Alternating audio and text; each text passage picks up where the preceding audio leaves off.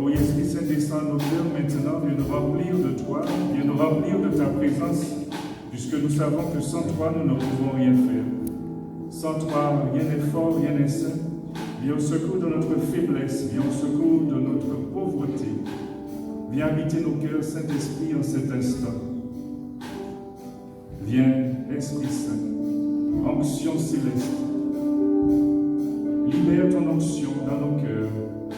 Libère ton onction dans cette assemblée, afin que les cœurs soient préparés, que les cœurs soient ouverts pour écouter la parole de Dieu. Et pour se laisser vraiment enseigner. Viens vraiment ouvrir les cœurs, Saint-Esprit. Viens toucher, viens visiter. Viens, Esprit Saint, descends, descends dans nos cœurs. Remplis-nous de toi. Remplis-nous de ta présence. Viens, Saint-Esprit, nous sommes tout donnés à toi. Fais de nous ce qu'il te plaira. Conduis-nous. Viens, Esprit Saint. Viens, Esprit Saint.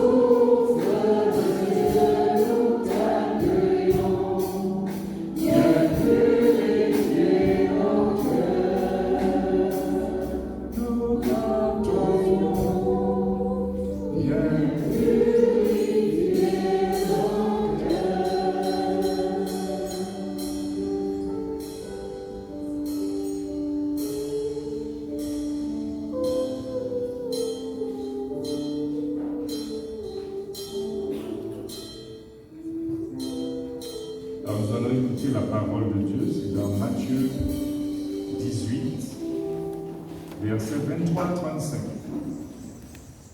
Ainsi, le royaume des cieux est comparable à un roi qui voulut régler ses comptes avec ses serviteurs. Il commençait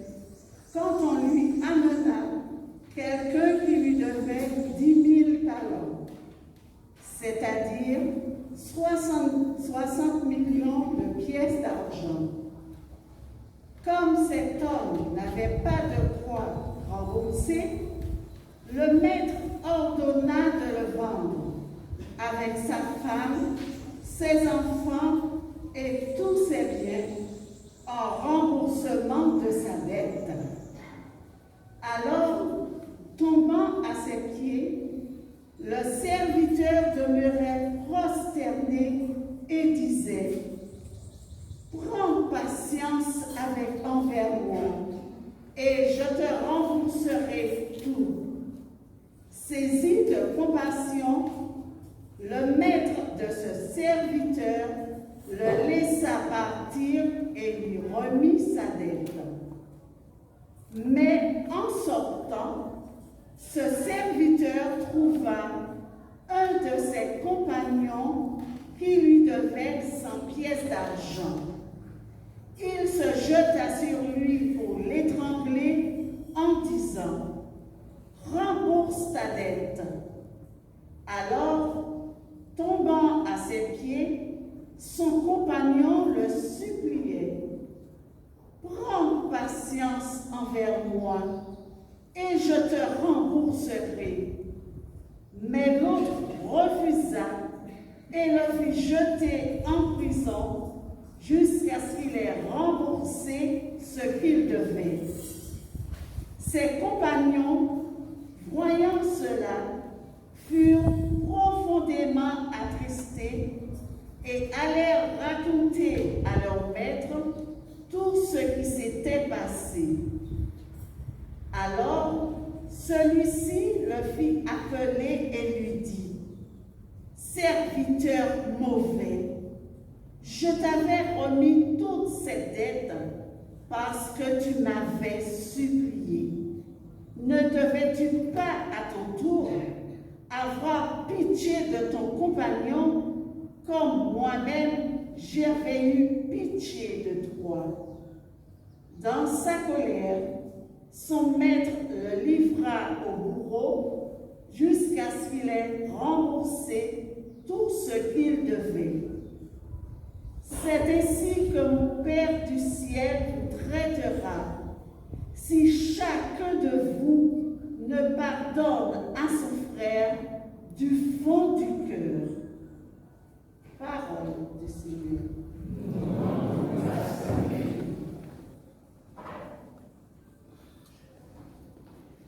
Le pardon, une puissance qui libère.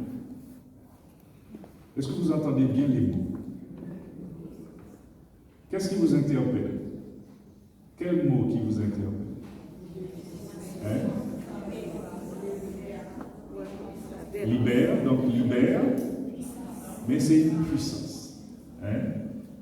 Puissance donc qui libère. C'est vrai qu'on entend parler du pardon. Alors peut-être qu'on va se dire aujourd'hui, on va nous encore nous parler du pardon. Mais tout le monde sait ce que c'est le pardon. Non? Plus ou moins. D'ailleurs, tous les jours dans notre prière et puis à la messe le dimanche, qu'est-ce qu'on dit?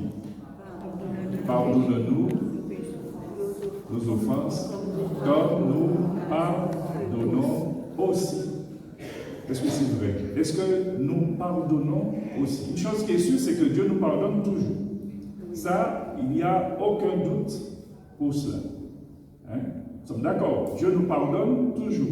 Même quand nous péchons, Dieu nous pardonne et il nous aime. Mais est-ce que nous pardonnons? Est-ce que pour nous c'est facile de pardonner? Hein? C'est pas toujours facile. Et parfois on le dit dans notre Père, pardonne-nous comme nous pardonnons. Nous demandons à Dieu de nous pardonner, mais nous ne pardonnons pas, ou encore nous ne voulons pas pardonner, encore nous avons du mal à pardonner. Et c'est le cas qui illustre la parabole du débiteur impitoyable. Le roi lui fait grâce, lui remet ses dettes. Le pardon, c'est ça, c'est remettre les dettes. Et puis, donc il est tout content. Il n'a plus de dettes. Le tableau est effacé, il n'y a plus de notes à payer. Mais il n'en fait pas de même avec son voisin, en fait, son serviteur, hein, celui qui lui devait. Il ne lui rend pas donc l'appareil. Et nous disons, pardonne-nous nos offenses comme nous pardonnons. Mais qu'est-ce qu'une puissance? On a dit que le pardon, c'est une puissance donc, qui libère. Mais qu'est-ce qu'une puissance? Si on recherche un peu la définition de la puissance, c'est ce qui est libéré par une force. D'accord? C'est ce qui est libéré par une force. Si je pousse, si j'exerce ma force, par exemple, sur un banc, qu'est-ce qui va se passer? Cette force va libérer donc une puissance et du coup, qu'est-ce qui va se passer? Le banc va se déplacer. D'accord? Enfin, je ne sais pas pour vous, mais pour moi, oui, hein, vu mes muscles. Alors, c'est une puissance qui libère. Et cette puissance vient d'une force. Donc, la puissance produit donc de grands effets. Autrement dit, le pardon nous est donné par une force. Et cette force, c'est qui cette force? Cette force est une personne. Et cette force, donc, c'est l'Esprit Saint. Et l'Esprit Saint, donc, produit de grands efforts, de grands effets dans nos cœurs, dans nos vies, dans nos relations. Hein? Là où on pensait que tout était bloqué, qu'il n'y avait pas d'issue, parfois on dit « jamais je ne pardonnerai à telle personne ». Après tout ce qu'il m'a fait ou après tout ce qu'elle m'a fait encore, jamais je ne me pardonnerai aussi hein, par rapport à ce que j'ai fait, ce que j'ai commis. Donc, le pardon, une puissance qui libère, mais qui libère de quoi? C'est une puissance qui nous libère de nos enfermements. Enfermement dans la rancœur, dans la colère, dans le ressentiment, dans la haine. Et cet enfermement, peut-être que vous en avez déjà fait l'expérience, c'est comme un carcan, hein, une espèce d'étau. Hein, on est oppressé, on est compressé hein, par cet enfermement. Hein. La colère nous oppresse. Le ressentiment, la haine, ça nous enferme, ça nous oppresse. Hein?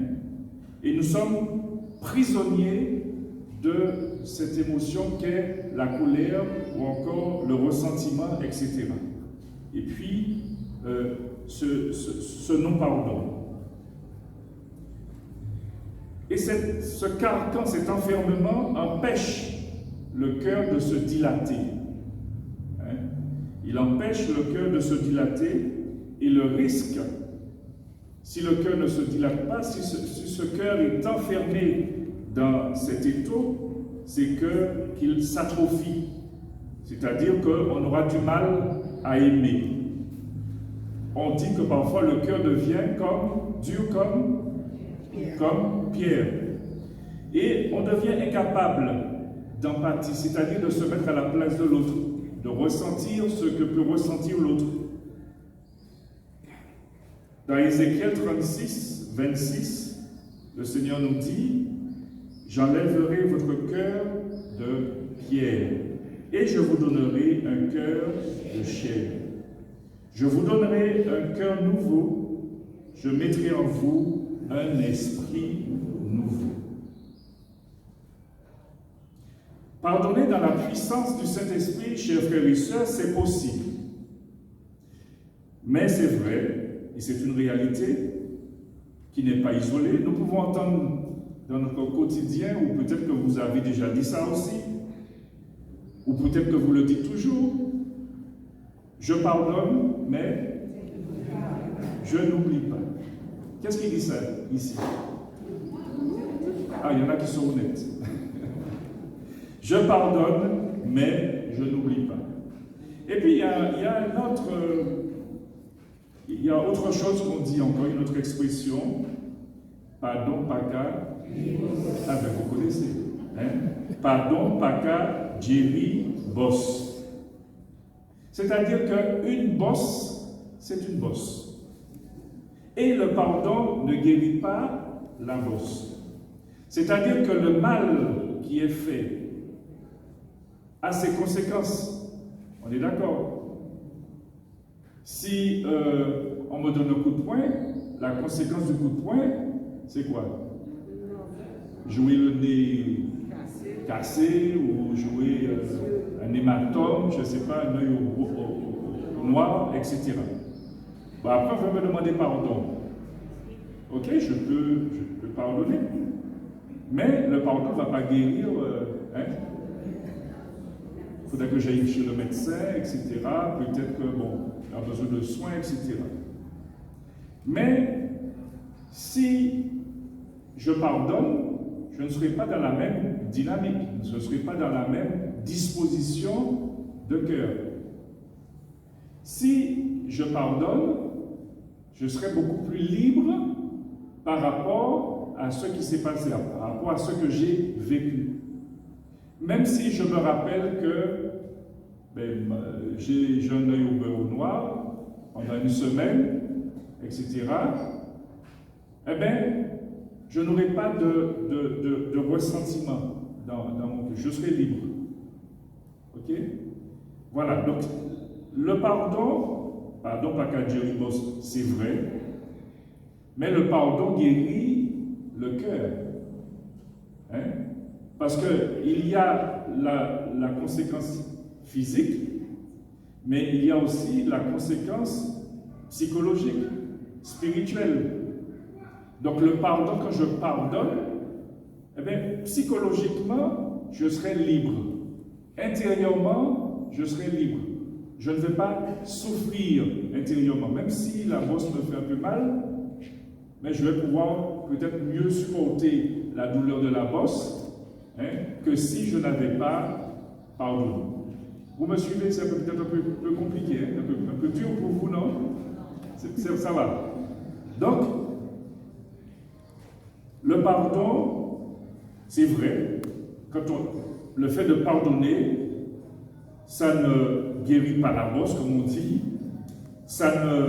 on n'oublie pas, parce que ce qu'on vous a fait, on vous l'a fait, d'accord? On ne peut pas l'effacer, mais par contre, c'est la disposition du cœur qui va changer. Ok?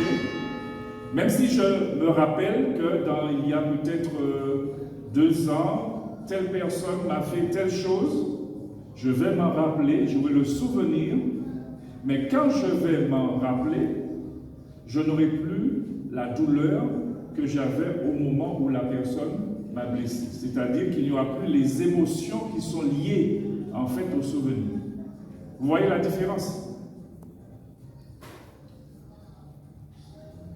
Alors, comme je disais, donc le mal vécu peut être vécu autrement si le pardon entre en jeu. Alors c'est vrai que quand on a été blessé, on n'a pas envie de sourire à l'autre. On n'a pas envie de sourire à l'autre, on est plutôt fâché, voire en colère, avec parfois un désir de vengeance. La première réaction, c'est quoi? On a envie de œil pour œil, dent pour dent. C'est ça, la première réaction humaine. Elle peut être ça. Mais même si nous avons du mal à pardonner, le plus important, c'est d'enclencher le processus par le désir que l'on a au plus profond de nous-mêmes de pardonner. Puisque finalement, le pardon, c'est Dieu qui nous le met dans le cœur. Mais à condition que nous choisissons de pardonner. C'est un choix. Le pardon, c'est un désir, c'est un choix. Mais aussi, c'est une force, parce que c'est Dieu qui nous donne cette force, dans l'Esprit Saint. Alors, c'est vrai que parfois, on voudrait bien Mais c'est difficile, on est envahi par des émotions, des souvenirs douloureux. Hein. Après tout ce qu'il m'a fait, après tout ce qu'elle m'a fait, c'est compliqué pour moi. Je n'y arrive pas. Mais Jésus nous donne cette grâce, à condition que nous la désirons. Alors, le pardon, nous l'obtenons par don. C'est le pardon, par grâce. C'est la force de l'Esprit Saint qui débloque en nous cette puissance qui va pulvériser nos carcans autour du cœur et qui va transformer nos cœurs de pierre en cœurs de chair. Ce pardon qui va nous donner donc d'être libres de la liberté des enfants de Dieu. Donc c'est accueillir cette grâce dans nos cœurs pour que nos cœurs soient véritablement libres. Dieu est pardon, n'est-ce pas? Et la preuve qu'il est pardon, c'est qu'il nous pardonne toujours, d'accord? Et puis Jésus sur la croix, qu'est-ce qu'il dit? Père, pardonne-leur, ils ne savent pas ce qu'ils font. Et pourtant, Jésus lui a fait les pires méchancetés. Si vous avez regardé le film de Mel Gibson, La Passion du Christ, vous verrez effectivement que c'est horrible ce que Jésus a vécu. Hein? Et peut-être qu'aucun être humain n'a vécu sur cette terre. Et Jésus arrive sur la croix, Père, pardonne-leur, ils ne savent pas ce qu'ils font. Donc Jésus est dans une autre dimension. Il n'est pas dans un désir de vengeance, mais il est dans le pardon. Hein? Et ce pardon lui donne aussi cette force de pouvoir aller jusqu'à la croix et de pouvoir justement être dans cette liberté et d'être dans la miséricorde et dans l'amour. Nous nous rappelons la repentance du bon larron. Hein? Nous méritons ce que nous vivons, c'est-à-dire la pendaison, la crucifixion, mais lui, il n'a rien fait. Hein? Donc il reconnaît que ses offenses, il reconnaît son péché, il reconnaît le mal qu'il a fait. Et qu'est-ce que Jésus, il dit à Jésus, ben, souviens-toi de moi quand tu seras dans ton paradis. Et Jésus, bien entendu, lui dit, aujourd'hui même, tu seras avec moi dans le paradis.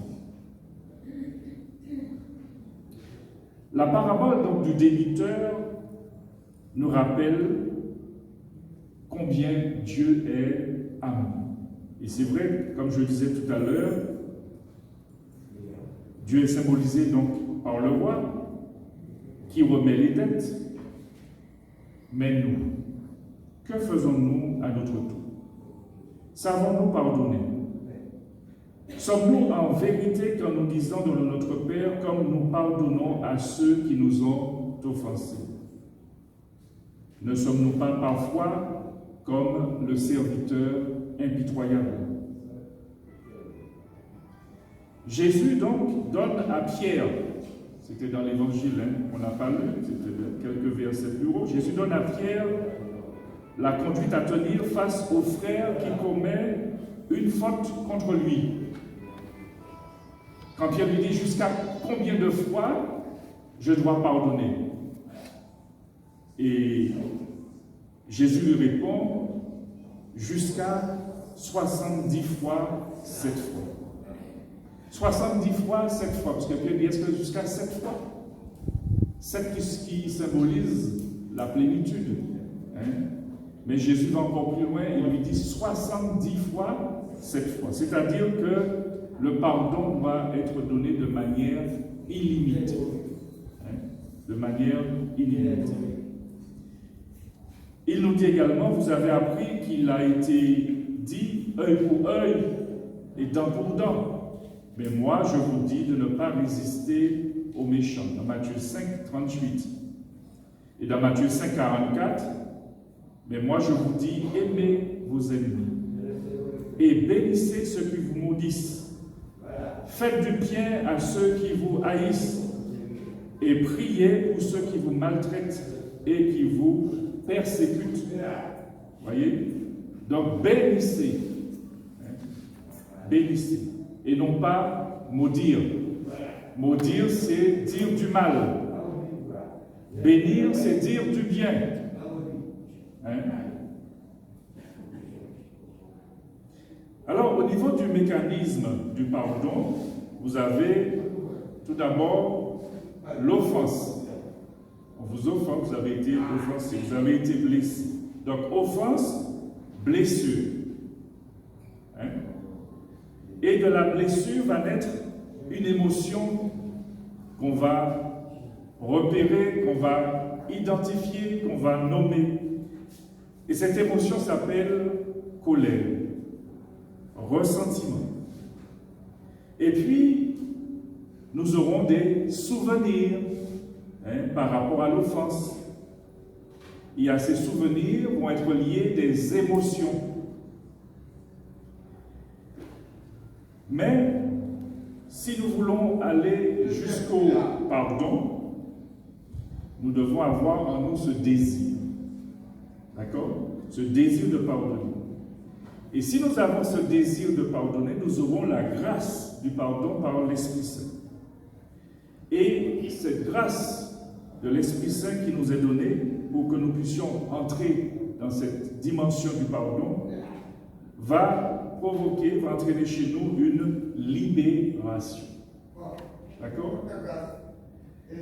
Et même s'il y a cette libération, le souvenir, comme je vous disais tout à l'heure, va demeurer, mais il n'y aura plus de souffrance, puisque la blessure est guérie. Et si la blessure est guérie, nous serons épanouis, nous serons dans l'épanouissement. Si l'émotion colère persiste, si l'émotion colère persiste, si cette émotion est alimentée, si nous nourrissons en nous la colère, elle devient un péché. Okay. Si on prend le cas effectivement de la colère peut être au départ une simple émotion.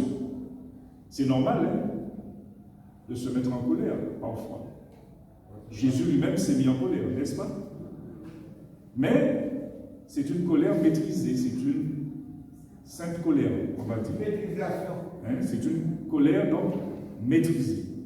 Mais si nous alimentons, nous insistons dans cette colère, ça devient un péché. D'accord? Et si ça devient un péché, il faut demander pardon. Il faut aller se confesser. Puisque, effectivement, nous avons franchi une étape. Et ce qui se passe, c'est que si nous n'allons pas nous confesser, si nous ne demandons pas pardon, etc., qu'est-ce qui va se passer? La colère encore va prendre de l'ampleur. Et ça peut même prendre une autre dimension, puisqu'elle peut devenir haine. Et elle peut devenir aussi désir de vengeance. Vous vous rappelez l'histoire de Caïn? Abel et Caïn, qu'est-ce qui s'est passé?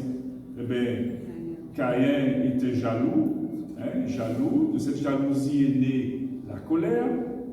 Et puis la colère après, désir de vengeance. Donc haine, tout ça, désir de vengeance. Et puis meurtre. Vous avez vu l'évolution de la colère. Et Dieu lui dit, fais attention. Regarde la colère qui est tapie dans ton cœur, comme une bête qui est prête à bondir, à surgir. La colère, c'est comme un lion enragé qui est là, qui est enfermé et qui n'attend qu'une chose, c'est d'être libéré pour pouvoir faire du dégât. Ok? Et Caïn, il fait comme s'il n'entend pas ce que Dieu lui dit. Et l'irréparable est arrivé puisque il a tué son frère. Donc c'était le premier fratricide. Donc la colère peut conduire au meurtre.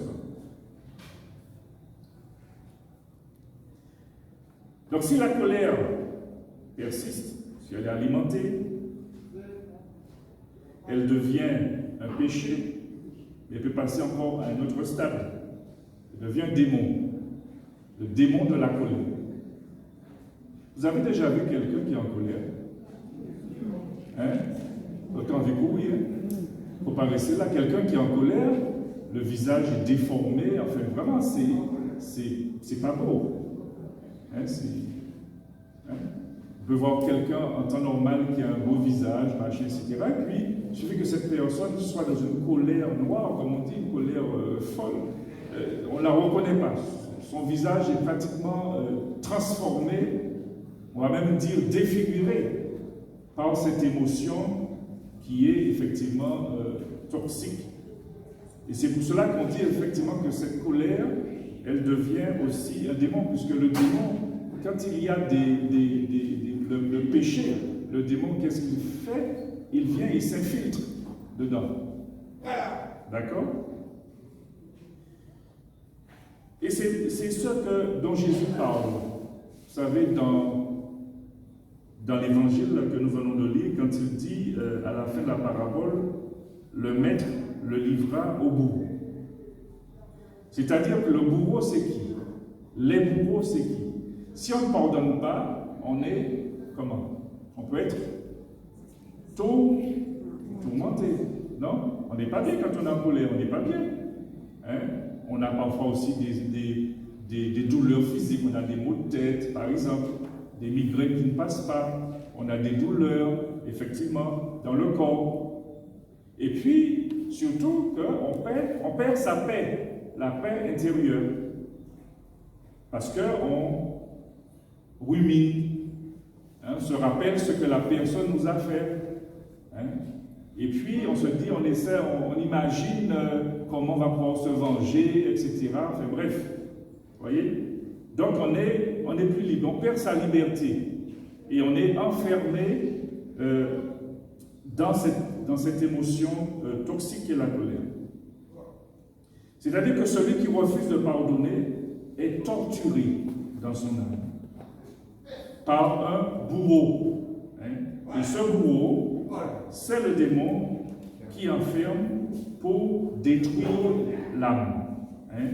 Parce que l'objectif du démon, ce n'est pas de nous faire des petits cadeaux. Hein? L'objectif du démon, c'est de nous détruire. Voyez? Donc c'est important de pardonner, et même si on a du mal à pardonner, d'avoir au moins le désir de pardon. Alors, le pardon est une puissance qui libère. Donc, il libère d'abord des émotions toxiques. Ça, on l'a vu. Quand on a de la colère, nous sécrétons, l'organisme sécrète une hormone qu'on appelle, vous savez, qui s'appelle la cortisone. Et cette cortisone, si elle dépasse son taux normal, qu'est-ce qui se passe? Elle fait du tort à l'organisme. Hein? Elle peut provoquer des dérèglements physiologiques. Donc, il y a des gens, par exemple, qui ont du mal, quand ils font une colère, il faut un certain temps hein, pour qu'ils puissent décolérer, parce que le taux de cortisone est encore très important dans le sang. Et sous l'effet de la colère, on peut faire des AVC. Non? Vous ne connaissez pas des gens qui ont fait des AVC parce qu'ils ont fait une colère, et puis ça a provoqué effectivement des problèmes au niveau cardiovasculaire. On a la tension artérielle. Elle monte, elle augmente. Donc vous voyez donc l'incidence d'une émotion sur le physique, sur le corps. On peut avoir aussi des problèmes au niveau du côlon. Hein? Des problèmes au niveau digestif. Et on pourra dire que le non-pardon entraîne des maladies. Hein? Des maladies, et on parle aussi, dans le jargon aussi des la maladie, c'est le mal à dire. Et on dit chez nous, mal qu'a dit. Le mal qui se dit. Un mal se dit à travers mon problème de santé. Le pardon, c'est une puissance qui libère du mal, des forces du mal, des infestations. Le non-pardon nous soumet au pouvoir du diable. Puisque le fait de ne pas pardonner, nous sommes enfermés.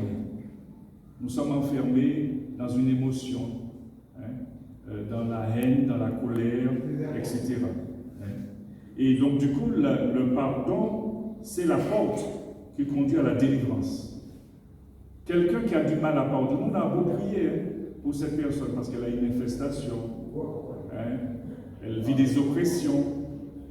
Elle peut avoir un soulagement. On va prier pour elle, elle peut avoir un soulagement. Mais le problème, c'est que la maison, si la maison n'est pas nettoyée, si la maison n'est pas propre, qu'est-ce qui se passe? Eh bien, les esprits mauvais reviennent. Ils sont là, finalement. Ils font semblant de partir. Enfin, ils font une pause. Mais en fait, ils sont là toujours, puisqu'ils ont un droit légal d'être présents dans la maison. Puisque c'est nous, de manière consciente ou inconsciente, qui leur disons, vous pouvez rester, vous avez le droit d'être là. Alors, on demande la prière, on dit à Jésus, je t'aime, Jésus, tu es mon roi, tu es mon Seigneur. Mais si on n'a pas pardonné, puisque Jésus nous demande de pardonner, donc comment Jésus peut-il cohabiter avec le mal qui est en nous? Donc celui qui doit avoir le droit légal, c'est Jésus. Et Jésus, donc, c'est le pardon, c'est l'amour. Donc très important, le pardon. Pour donner le cas comme ça d'une dame qui avait du mal à pardonner, parce qu'elle dit, en fait, j'ai du mal à aimer les gens. Parce que finalement, quand on a du mal à pardonner, le cœur devient dur comme pierre. D'accord? Et elle disait qu'elle a du mal à aimer les gens. Que parfois elle se sent insensible aux autres. Parce que le cœur est fermé. D'accord? Et donc il a fallu faire toute une écoute pour essayer de comprendre le pourquoi, etc. La haine qu'elle avait, par exemple, pour son mari, avec qui elle vivait, mais enfin, ils se parlaient à peine, et comme il lui avait fait des choses vraiment atroces, donc elle avait gardé ça dans son cœur. Voyez? Et au fil du temps, qu'est-ce qui se passe? Le cœur s'endurcit, et elle-même, elle souffre, parce qu'elle se rend compte qu'elle n'est pas libre, qu'elle ne peut pas aimer, et surtout qu'elle n'est pas en paix. Voyez?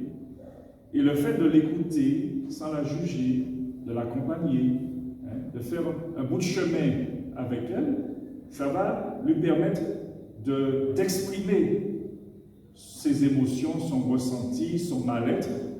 Et puis donc du coup, après, ça permettra d'ouvrir une petite porte, pour qu'elle puisse effectivement entendre la parole que Jésus lui donne ce jour-là. C'est-à-dire que Jésus va l'éclairer à travers la personne qui l'écoute, et puis cette parole va descendre dans son cœur. Et puis si cette parole descend dans son cœur, elle va commencer à germer. Et donc du coup, elle va progressivement, son cœur va se convertir, va progressivement se tourner vers Jésus. Et grâce à cet accompagnement, à la fin, au départ, elle était fermée, visage, machin, mais à la fin, donc, quand elle a fait ce cheminement, et après qu'on a prié pour elle, après, tout était terminé. D'accord? Elle était libre, on la voyait radieuse, épanouie. Le pardon à soi, il y a aussi le pardon. Alors c'est vrai qu'il y a le pardon à l'autre, mais il y a aussi le pardon à soi. Et le pardon à soi évite la culpabilité morbide. Parfois on se dit jamais, après tout ce que j'ai fait, non, non, Dieu ne va pas me pardonner, etc. etc. Parfois on dit pardon à Dieu, ou on va en confession pour demander pardon, et puis on ressort de la confession comme on est arrivé. Il y a un souci, non? Si on va à la confession, c'est le sacrement de réconciliation, d'accord? Où on va avouer son péché. Parce qu'avant d'avouer son péché, c'est qu'on aura reconnu la gravité de ce que l'on a fait. Donc on a péché, que le péché c'est le péché. On le reconnaît, on va l'avouer, d'accord? Et puis on accueille la miséricorde de Dieu, on accueille le pardon de Dieu. Et en accueillant le pardon de Dieu, je peux aussi pardonner à l'autre et puis me pardonner aussi à moi. Alors les gens me disent, oui, j'accueille le pardon de Dieu, mais j'ai du mal à me pardonner, je ne peux pas me pardonner.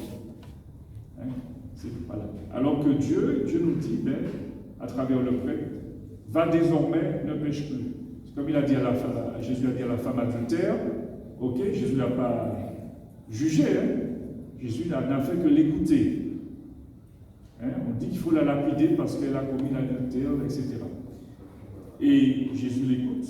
Et après, Jésus ne lui dit pas ce que tu as fait là n'est pas bien, etc. Il ne dit pas. Jésus ne montre pas moralisateur. Jésus écoute, il compatit. Et puis après, il dit, qui te condamne? Personne ne te condamne. Donc, va désormais, ne pêche plus. Donc, va en paix et désormais, ne pêche plus. Donc, accueillir le pardon, la miséricorde de Dieu. Donc, le pardon a une triple dimension. Demander pardon, pardonner et se pardonner. Ça, c'est très important, se pardonner. Donc, voilà, c'est ces trois dimensions-là qu'il faut retenir par rapport au pardon.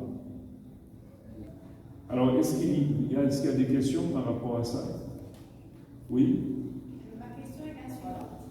Quand on a déjà fait la démarche de pardon avec l'autre, oui, et l'autre reste bloqué, oui, sur sa position, oui. on fait quoi? Qu'est-ce que vous ressentez à ce moment-là? Alors, me concernant, je n'ai pas de problématique avec ça, c'est-à-dire que je continue à prier. Oui. Je continue à demander à l'esprit de la bénir jusqu'à ce que le travail se fasse. Voilà. Mais pour les autres qui sont à côté, c'est désagréable. Parce qu'elle est toujours en train de ressasser quelque chose d'il y a 20 Oui. ans. Mais ça lui appartient. Donc, en fait, elle souffre. Oui. Mais vous avez fait votre part. Vous avez fait ce que Jésus a dit de faire. Et vous êtes libre. Vous vous sentez libre. Vous vous sentez libre par rapport à la situation. Et vous ne lui en voulez pas de ne pas accueillir le pardon. C'est son choix, c'est-à-dire. Non, mais est-ce que vous lui en voulez? Ah, pas du tout. Ah, pas du tout. Bon, mais c'est, voilà. Donc, il n'y a pas de problème. Et nous vivons. C'est vrai que c'est un petit peu triste de l'avoir comme ça, en fait. Oui.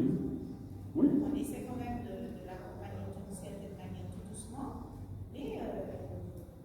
Mais on vit bien. Elle vit ce mal-être. Toujours. Ouais, D'accord. Mais comme vous avez dit, donc, de prier pour elle jusqu'à, parce que c'est sa liberté. Dieu nous laisse libres. Dieu nous laisse libres. Nous devons aussi laisser les autres libres. C'est vrai qu'on voudrait que l'autre fasse un pas. Le pas que nous avons fait ou que voilà, nous avons pu faire, nous aimerions que l'autre fasse ce pas-là pour être bien. Mais c'est la liberté de l'autre. Après, ça ne nous appartient pas. Alors, quand nous pouvons prier pour cette personne et continuer à aimer cette personne. Je connais un jeune qui a eu à faire une démarche de pardon après plusieurs situations envers ses parents. Et le père n'a pas accepté le pardon. Il a pratiquement dit ce qu'il ne fallait pas. Et le jeune, il a replongé dans ses bêtises. C'est ça. Ouais. Tout à fait. Ça aussi, c'est délicat, en fait. Que le parent n'accepte pas. Parce que, comme vous avez dit tout à l'heure, après avoir fait autant de choses pour toi, oui. etc., ça veut dire que le parent est dans le reproche. C'est ça, beaucoup de reproches. Oui. Contrairement au père de l'enfant prodigue. C'est ça. Parce que, voilà. Ce n'est pas l'attitude, voilà, le père de l'enfant prodigue ne fait pas des reproches à son fils. Pourtant, il pourrait lui en faire. D'accord? Et d'ailleurs, si on met l'enfant prodigue à l'antillaise, si vous vous mettez à la place du père de l'enfant prodigue, je ne sais pas, hein, est-ce que peut-être que vous aurez attendu l'enfant prodigue avec un bâton. Hein? Voilà. Ok, est-ce qu'il y a d'autres questions? Oui? Alors, il y a deux questions. Alors, première question. Oui. Si cette blessure de l'autre, c'est une blessure d'enfance qu'elle répercute comme ça. C'est une blessure d'enfance. Qu'elle répercute par la violence. Oui. Même avec le cœur compatissant, on en souffre. Même si on lâche. Oui. Je n'ai pas bien suivi. C'est-à-dire que quelqu'un a une blessure d'enfance qu'elle manifeste par la colère, la violence, comme elle exprimée. Oui. On a beau prier, on a beau parler, elle tourne autour de la chose. Quoi. Oui. Oui, mais c'est ça. C'est-à-dire qu'après, c'est sa liberté. C'est-à-dire qu'il y a un choix à faire. Hein? C'est comme un auteur, je crois que c'est Sartre, qui disait que quand on a été blessé, par exemple, on a une blessure d'enfance, bon voilà, on a un certain âge, on a 50 ans, et puis qu'on traîne ça, c'est-à-dire qu'on est toujours dans une position de victime, où on demande à l'autre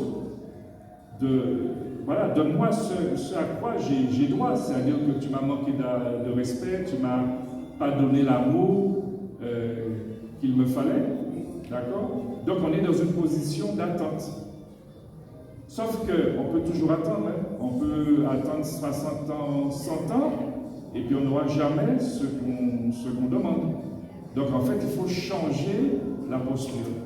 Hein? Et c'est ça qui disait, le plus important, ce n'est pas ce que l'on a fait de moi, mais c'est ce que moi, je fais de ce que l'on a fait de moi.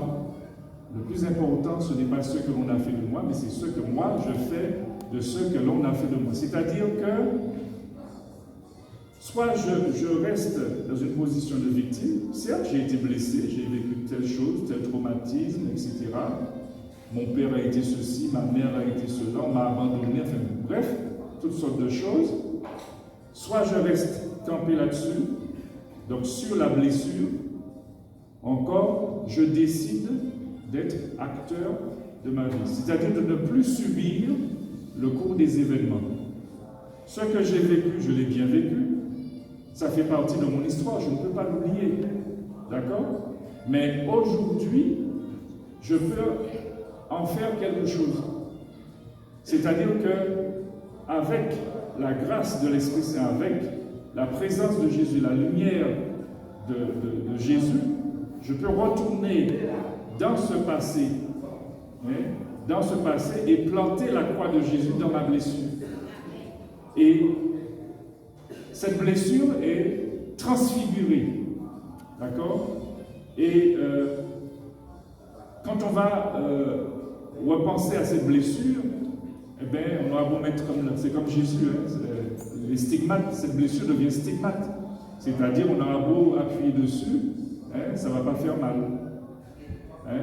Et c'est ça. C'est-à-dire qu'on devient acteur, on collabore à l'action de la grâce en nous pour que cette blessure du passé soit transfigurée. Sinon, toute notre vie, nous allons mourir avec cette blessure, nous allons rester dans cet enfermement. Et c'est vrai qu'on peut même avoir aussi des infestations, c'est comme ça, hein, parce qu'il y a ce qu'on appelle l'esprit trauma, c'est-à-dire que quand il y a une blessure d'enfance comme ça, qu'on n'a pas guéri, hein, qu'est-ce qui se passe? Ben, il y a un démon qui vient s'infiltrer et qui vient amplifier les choses. Et qui vient vous retenir, vous emprisonner. Ok? Donc ça demande vraiment une prise de conscience. Et c'est grâce à ce pardon, qui est une puissance, eh bien, nous allons être libérés. Hein?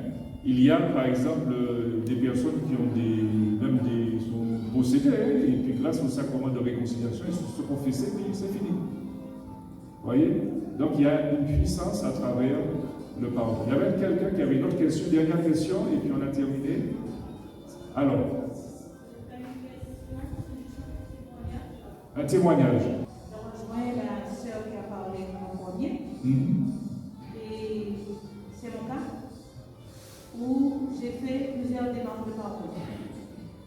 Et vraiment expulsé avec des mots, tout ce que je ne peux pas dire.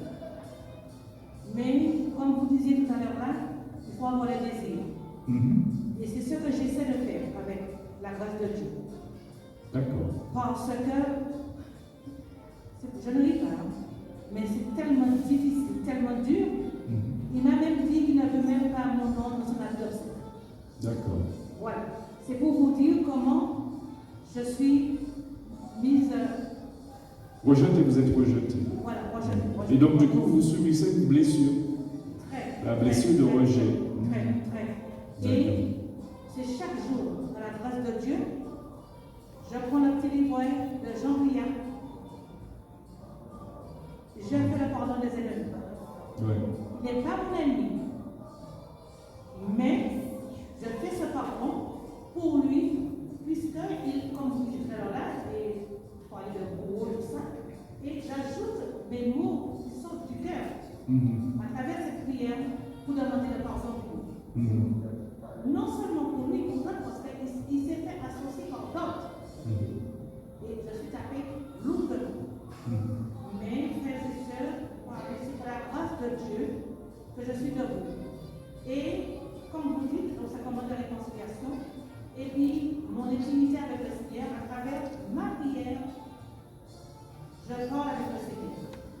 Et à chaque Eucharistie, quand je vais à l'Eucharistie, au moment de la consécration, où le prêtre lève l'hostie, à ce moment-là, je m'unis au sacrifice de Dieu pour demander pardon à la grâce pour le pardon. Et puis, je demande le désir. Parce que c'est pas qu'on pardonne, mais je ne sais pas du fond du cœur de moi-même, je suis une pécheresse. Comment ça se passe? Mais comme vous dites, je demande le désir de pardonner et je m'unis, je ne sais pas quoi continuer de prière, mais je m'unis mon pardon de pauvre pécheur au pardon saint de Jésus-Christ. Parce que c'est la mission de la foi. Père, pardonne-leur, ils ne savent pas ce que c'est. C'est une sainte prière. Mon pardon, c'est le pardon de pauvre pécheresse. Et je m'unis ce pardon de pauvre pécheresse au pardon saint de Jésus-Christ. Et puis, voilà, comme le Seigneur t'a dit en toutes circonstances, rendez grâce à Dieu. J'essaie de la louange, ça dérangeait. Parce que quand la louange monte, ça va. Ça peut rester des moments, ça peut rester des moments beaucoup de temps dans le silence, dans le cœur. Mais il y a des moments où la louange parle. Et ça va. Et je rends grâce à Dieu, c'est grâce à cette louange, à cette prière, à l'Eucharistie, à tous les prêtres qui m'ont déjà accompagné, que je suis debout aujourd'hui. Et je vous dis que ma mère est morte à 103 ans, 6 mois. Ma mère est morte, il ne s'est pas réconcilié avec ma mère. Alors aujourd'hui encore, je nie mon pardon pour le pardon. D'accord. Merci Seigneur. Alors que le Seigneur nous donne cette grâce du pardon, afin que nos vies soient libérées et que nous ne soyons pas livrés aux bourreaux qui veulent donc nous détruire. D'accord? Amen.